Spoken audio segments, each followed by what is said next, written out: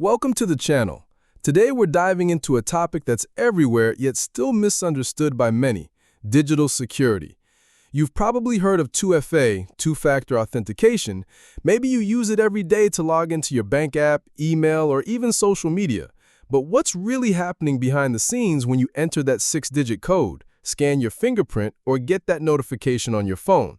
Let's break it down and explore how OTPs, MFA, and biometric authentication are shaping the future of cybersecurity.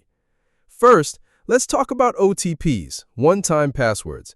These are probably the most familiar layer of modern authentication, a 6-digit code sent to your phone via SMS or generated by an app like Google Authenticator or Authy. Simple, right? But the tech behind it is anything but. OTPs are typically generated using algorithms like TOTP, time-based one-time passwords. These codes are synced with the clock on your device, and they refresh every 30 seconds. Why?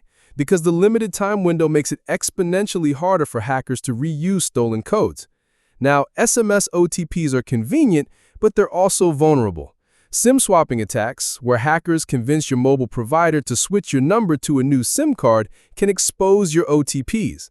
That's why many platforms are moving away from SMS and toward authenticator apps or hardware tokens like YubiKeys.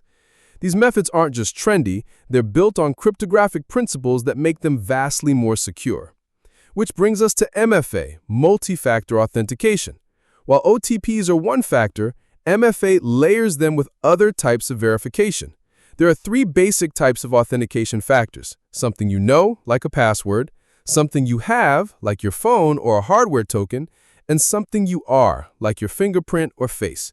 Combining 2 or more of these gives you MFA. And here's where things get really interesting. Let's say you're logging into your digital banking app. You enter your password, something you know. Then you're prompted for a code from your Authenticator app, something you have. If the app also uses facial recognition to verify your identity, something you are, you've just used all 3 factors. That's not just secure, that's fortress-level security. But why is MFA becoming standard, especially in industries like banking and finance? Because passwords alone just don't cut it anymore. In fact, over 80% of breaches involve stolen or weak passwords. MFA drastically lowers the risk. Even if someone gets your password, they still need your second and possibly third factor to gain access. And unless they've stolen your phone, cloned your face, and guessed your PIN, they're not getting in. Let's shift gears to biometric authentication. It's a buzzword, but it's also a real game changer. Biometrics use unique physical traits to identify you, things like your fingerprint, your face, even the way you type or walk. This isn't sci-fi. It's being used right now on your smartphone, your laptop, and increasingly on banking and enterprise systems. Take fingerprint scanners, for example. They capture the ridge patterns on your finger and convert them into mathematical representations, not actual images. This data is then matched against what's stored locally on your device or in a secure server. The same goes for facial recognition, which uses a complex map of your facial features, distance between your eyes, depth of your cheekbones, shape of your jaw, to create a unique identity profile. The cool part? Biometric data is almost impossible to fake convincingly. But that doesn't mean it's foolproof. Hackers have found ways to spoof fingerprint sensors using high-res images or even 3D printed molds. Some facial recognition systems can be tricked with photos or deepfakes. That's why the best systems use what's called liveness detection, techniques that detect motion, depth, and heat to make sure there's a real, live person behind that scan. Biometric authentication really shines when used in combination with MFA. Think about logging into a banking app with your fingerprint and a time-based OTP. Even if your phone gets stolen, the thief needs your fingerprint and a valid OTP to get in. That's why modern security is all about layers.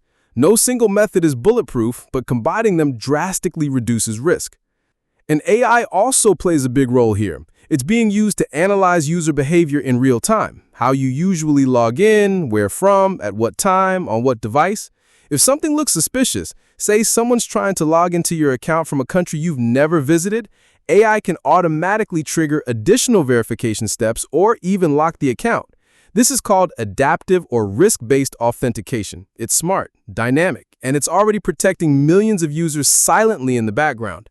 And then there's the rise of passwordless authentication. Yes, you heard that right. No passwords at all. Systems like passkeys from Apple and Google let you log in using biometrics alone. Your identity is verified using public key cryptography, and the keys never leave your device.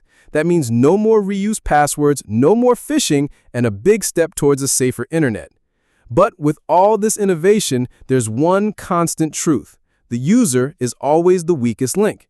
Even the most secure systems can fail if users don't take security seriously. That's why education is key. Always enable MFA. Don't reuse passwords. Use a password manager. Stay skeptical of emails asking you to log in or verify your account. And be cautious about what permissions you give apps, especially when it involves sensitive data or biometrics. So, what's the future of digital security?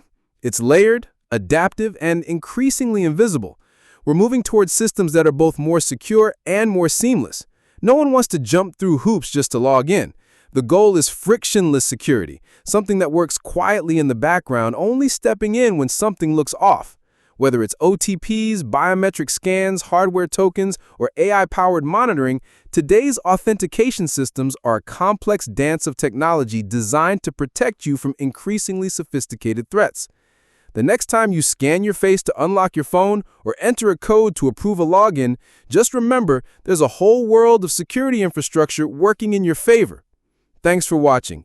If you found this video helpful or learned something new, hit that like button, subscribe for more deep dives on digital security and tech trends, and don't forget to turn on the notification bell so you never miss an update. Stay safe out there, digitally and beyond. See you in the next video.